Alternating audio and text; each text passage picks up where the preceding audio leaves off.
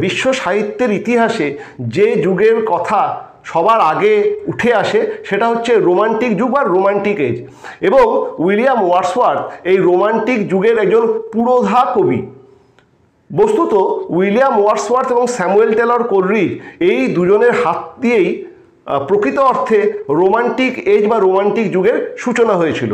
William Wordsworth এবং Samuel Taylor Coleridge 1798 সালে preface to the lyrical ব্যালাডস বলে তাদের একটা কবিতার বই, মানে উইলিয়াম ওয়ার্ডসওয়ার্থ এবং স্যামুয়েল টেলর কোলরিজ দুই বন্ধু ছিলেন এবং তারা যৌথভাবে একটা কবিতার বই লিরিক্যাল ব্যালাডস তারা প্রকাশ করে। লিরিক্যাল ব্যালাডসের লিখিত কবিতাগুলি রোমান্টিক যুগের প্রকৃত সাক্ষ্যকে বহন করে।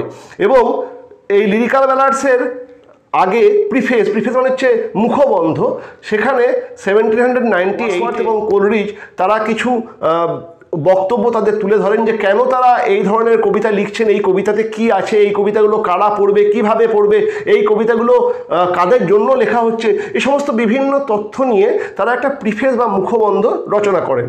ইনফ্যাক্ট সেই প্রিফেসটাই এই রোমান্টিক এজের সূচনা করেছে। তোমাদেরকে এগুলো কেন বলছি, মানে এইগুলোর সঙ্গে তোমাদের পড়ার কোনো সম্পর্ক নাই, কিন্তু একটু আইডিয়াটা নিয়ে রাখো, ঠিক আছে?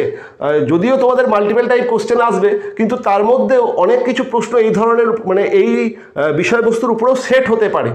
ওকে, কাজে একটা আইডিয়া নিয়ে রাখো। এই প্রিফেসে ওয়ার্ডসওয়ার্থ পোয়েট্রি একটা ডেফিনেশন দেন যে পোয়েট্রি কি।